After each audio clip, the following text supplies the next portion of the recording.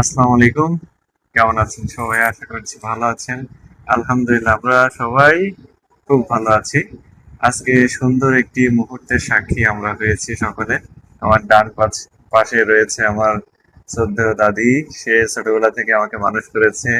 আমার বাম পাশে আমার প্রিয় সহধর্মিণী এবং তার বাম পাশে রয়েছে আমার ভাড়া করা আরেক দাদি।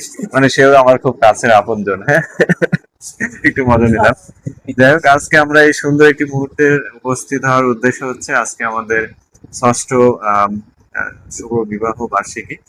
আহ, আসলে আরেকটি বিশেষ একটি কারণ রয়েছে, সেটা হচ্ছে 12ই জুন 2020 সালে আমাদের শুভ বিবাহ হয়। সেদিন শুক্রবার ছিল, পবিত্র জুম্মার দিন। আজকেও শুক্রবার, পবিত্র জুম্মার দিন। 6 বছর পরে সুন্দর একটি দিন আমরা পেয়েছি। সেই মুহূর্তটাকে স্মরণীয় করে রাখতেই ছোট্ট আয়োজন। এখন আমরা কি কেক, না, আগে আমরা উইশ করি যে হ্যাপি অ্যানিভার্সারি। ধরো সবাই, হ্যাপি অ্যানিভার্সারি ধন্যবাদ। শোভন বিথি। আচ্ছা, এখন আমরা কেক কাটার পর্বে চলে যাই। এখন আমরা সবাই মিলে কেক কাটি। হ্যাঁ, এই নাও, হাত দাও। এই হ্যান, না দাও, তুমি দাও। শুভ বিবাহ বার্ষিকী, হ্যাপি অ্যানিভার্সারি। তারপরে কি বলে? সকলকে অসংখ্য ধন্যবাদ। এখন বিথি আমাদেরকে কেক ইয়ে দাও।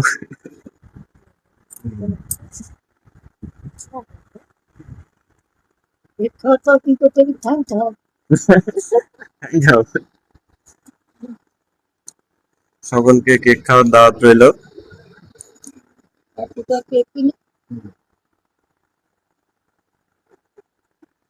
কেকটা খুব সুন্দর, তাই না? চকলেট না, ভ্যানিলা। আমাদের মোটামুটি কেক কাটা পর্ব শেষ। এখন তুমি কিছু আমাদের উদ্দেশ্যে বলো, কি বলবা?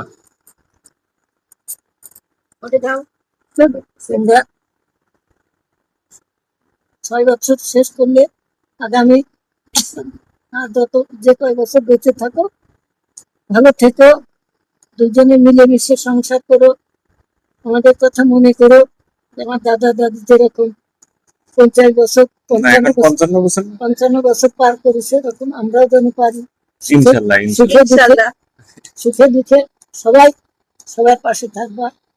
সবাই সবার এটা আমি চিন্তা করি যে আমার দাদা এত বদমেজাজি, তুমি 55 বছর কিভাবে সংসার করলে সেটা বলো। সেটা আল্লাহর রহমত, সবার দোয়া, মুরব্বীদের দোয়া। এখন সেই অভিজ্ঞতায় তুমি শেয়ার করো যে কিভাবে সংসার আমাদের করা উচিত বা সবাই করবে, তাই না? বর্তমান সময়ে ছোটখাটো ঝগড়া বিবাদের কারণেই হচ্ছে সংসার ভেঙে যাচ্ছে। এগুলো আমরা কিভাবে? না, তা ভাঙতে দেওয়া যাবে না, কারণ ধৈর্য সবচেয়ে মানুষের বড় গুণ। তোমরা ধৈর্য সহকারে একে অপরের পাশে থাকবা, আর সবসময় ছোটখাটো জিনিস নিয়ে কেউ ঝগড়া করবে না, বোঝার চেষ্টা করবে, একে অপরের সুখ দুঃখ বোঝার চেষ্টা করবে, তাহলে সংসার সুখের হবে। তারপর আল্লাহ দিলি সামনে আরো বড় সংসার হবে, ছেলে মেয়ে হবে, তাদের মানুষ করার চিন্তা ভাবনা, মানে এগুলো নিয়ে তো জীবন। সংসার, সংসার কারে করে? সংসার বউ, ছেলে মেয়ে, মা বাবা, দাদা দাদি, মানে সবাইকে নিয়েই সংসার। সংসার কিন্তু একা একা হয় না, একা একা সংসারে অশান্তি আসলে লেগেই থাকে। কেউ বুঝ দেওয়া থাকে না, কেউ কিছু বলার থাকে না। এখন যে ধরো সংসারগুলো ভেঙে ভেঙে ছোট হয়ে যাচ্ছে। আগে তো বড় পরিবার ছিল, এখন এই আমরা আবার কিভাবে এই বড় পরিবার বা সবাই একসাথে মিলেমিশে থাকতে পারি, সে চেষ্টা এখন তোমরা শিক্ষিত মানুষ, তোমরা সেগুলো বুঝবা যে একান্নবর্তী সংসারে ভালো না একা একা সংসার ভালো। একা একা আমার একটা বিপদ এসে কেউ আমার কাছে থাকতে পারে। এই একটা সুন্দর কথা বলছো। আসলে সামগ্রিক ভাবে একটা পরিবার যখন সবাই একসাথে থাকে তখন হচ্ছে একজনের বিপদে আরেকজন আগায়। এটাই হলো সবচেয়ে একটা সুখের শান্তির সংসার। এখন তো আমার ভাবেন, এখন মনে একা একাই মনে হয় একাই তো ডিভোর্স বেড়ে গেছে, দেখো। হ্যাঁ, যাক, দাদু তোমাকে অসংখ্য ধন্যবাদ। তোমার এই 55 বছর সাংসারিক জীবনের অভিজ্ঞতা ব্যক্ত করলে। আসলে খুব ছোটবেলা থেকেই দেখেছি যে আমাদের নিম্ন মধ্যবিত্ত পরিবারের আমরা পরিবার হয়, সেই কারণে অনেক প্রতিকূলতার মধ্য দিয়ে তোমাকে সংসার পাড়ি দিতে হয়েছে। তারপরে আমার শান্তি ছিল সংসারে। যাক, তোমার হচ্ছে ধরো সেই ছোটবেলায় দেখেছি যে সেলাই মেশিন তুমি করেছো, 40 বছর 40 বছর ধরে সেলাই মেশিন, এই জন্য চালাই। জয়িতা অ্যাওয়ার্ডও পেয়েছো। হুম, যাক, এই জন্য তোমাকে অভিনন্দন। তাই না? এটা একটা অনেক বড় প্রাপ্তি।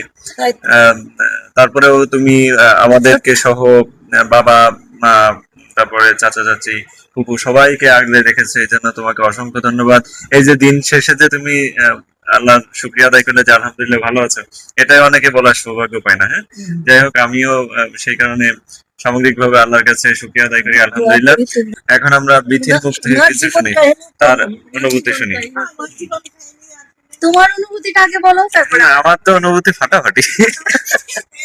না, বলো বলো, তোমারটা আগে বলো। না না, তোমার এই আচ্ছা, ঠিক আছে। আমি চাই তোমরাও আমাদের মতোই যাক, আলহামদুলিল্লাহ, খুব সুন্দরভাবে 6 বছর অতিবাহিত করেছি। আল্লাহর রহমতে এই অতিবাহিত এই 6 বছরের মধ্যে অনেক চড়াই উতরাই ছিল, অনেক প্রতিকূলতার মধ্য দিয়ে অতিবাহিত হয়েছে। কারণ হচ্ছে আমি আগে একটা সরকারি চাকরিতে ছিলাম, বাংলাদেশ পুলিশে। সেখানে আসলে পরিবারকে সময় দেওয়া বেশ কষ্টসাধ্য বিষয়। হুম, তবে তারপরেও সেটা একটা রিজিকের মাধ্যম, রিজিকের ব্যবস্থার মাধ্যমেই সংসার আহ, চলেছে। কারণ সেটাকে অবজ্ঞা করার সুযোগ নেই। তারপরেও আমরা এত কিছু করি কিন্তু সংসারের জন্যই। হুম, সংসার বা আত্মীয় স্বজন, বাবা মা সবাইকে ভালো রাখার জন্য। দিন শেষে পরিবারই হচ্ছে আপনজন। আপদে বিপদে তারাই একমাত্র আহ, বিপদে পাশে থাকেন। আহ, সেই কারণে হচ্ছে আমার পরামর্শ থাকবে যে সাংসারিক ভাবে যত যাই হোক না কেন, বাবা মাকে খেয়াল রাখতে হবে। আবার সাংসারিক অনেক প্রবলেমের কারণে যাতে স্বামী স্ত্রীর মধ্যে মতবিরোধ সৃষ্টি না হয়। তা আমাদের এই ছোট্ট 6 বছরের অভিজ্ঞতার আলোকে কিছু কথা বলতে হয়। যে দেখা যাচ্ছে যে আমার ওয়াইফ অনেক সময় দেখা যাচ্ছে যে সে পড়াশোনা বা বিভিন্ন কর্মক্ষেত্রে অনেক সময় মানসিকভাবে একটু চাপের মধ্যে থাকে। সেই কারণে স্বামী হিসেবে আমি চেষ্টা করেছি তাকে সেই চাপ মুক্ত রাখার জন্য। সেও আমাকে যথেষ্ট সাপোর্ট করেছে, যেহেতু আমি প্রায় গত 2 বছর চাকরির পড়াশোনার মধ্যে ছিলাম। আহ, একটি চাকরি করা অবস্থায় আরেকটি চাকরির প্রস্তুতি নেওয়া বেশ কষ্টসাধ্য বিষয়। হ্যাঁ, কষ্টের তো। তো সেই সময়টা আমাকে দিয়েছে যে চাকরির ডিউটি শেষ করে আমি তাকে হয়তো পর্যাপ্ত সময় দিতে পারিনি, সেই সময়টা আমি পড়াশোনায় দিয়েছি। এইটা যে স্ত্রীর যে একটা সহযোগিতা, এই সহযোগিতার কারণে আমি একটা আলহামদুলিল্লাহ ভালো একটা পর্যায়ে এসেছি। এখন পরিবারের কাছেই রয়েছি, এটা অনেক বড় একটা প্রাপ্তি। আমিও চেষ্টা করবো যে বাকি জীবন এরকম টুকটাক সাংসারিক থাকবে, টানাপোড়েন থাকবে, সেটাকেই মেনে নিয়ে দুইজন সুন্দর মতো যাতে আল্লাহর অশেষ রহমতে মৃত্যুবরণ করতে পারি, এটাই আমার চা থাকবে। আর সকলের প্রতি অনেক আর দোয়া আমারও থাকবে। শেষ কথা থাকলে এখন হচ্ছে আমরা বিথির মুখ পাওয়া। থেকে তার কিছু মানে অনুভূতি পাওয়া। শুনবো। Happy anniversary. এই অ্যানিভার্সারি যেহেতু শুক্রবারে পড়েছিল, এখান থেকে অনেক করোনার ভিতর বিয়ে হয়েছিল। মোটামুটি কথা যে এক কাপড়েই আমি তার সাথে চলে গিয়েছিলাম খুলনা থেকে। তো সেইখান থেকে ফ্যামিলি ফ্যামিলি সবকিছু মেনটেন করা। আর মূল বিষয় হলো যে আমাদের সমাজে অনেক সমস্যা হয় যে বিয়ের পরে লেখাপড়া ম্যাক্সিমাম করাতে চায় না, ভাবে যে হয়তো বা বউ অন্য জায়গায় চলে যাবে বা অন্য কোথাও কোনো কিছু করবে, কিন্তু সেই দিক থেকে আমি বাধাগ্রস্ত হই নাই। কারণ আমি আমার লেখাপড়া শেষ করার মাধ্যমে আমি বিভিন্ন কোর্স করেছি, এখনো করতেছি, আরো ভবিষ্যতেও করব। আর যত পড়াশোনা আছে সবই আমার শেষ করার ইচ্ছা আছে। তো আমরা হলো, হ্যাঁ, সবার সহযোগিতা আছে। আর আমি মূলত মানে আমি আর শোভন বিশেষ করে আমরা দিনের ঝগড়া দিনেই মিটিয়ে ফেলার চেষ্টা করি, কারণ আমরা ওইটা টানতে দিই না। কারণ ঝগড়া টানলে সেই সম্পর্কটা নষ্ট হয়ে যায়, দূরত্ব বাড়ে। আর আমরা দুজনে কথা বলার চেষ্টা করি যে কোনটা নিয়ে সমস্যা হচ্ছে মূলত, সেই সমস্যাটা সমাধান করার চেষ্টা করি। কারণ আমাদের দুইজন যেহেতু দুইজন দুই প্রান্তের মানুষ, তো আমাদের সবারই মতামত এক হয় না। দেখা গেছে যে ওর একটা জিনিস ভালো লাগে, আমার ভালো লাগে না, কিন্তু সেইটাকে মাঝামাঝি নিয়ে এসেই সংসার আর কি। ওর কিছু ভালো লাগা, আমার কিছু খারাপ লাগা, সেটাকে মিলাইয়েই আর কি আমরা দুজনে 6 বছর জার্নি করেছি। আর মূল বিষয় আমাদের ভিতর, আমাদের ফ্যামিলিতে কোনো ডিভোর্সের বিষয় নেই।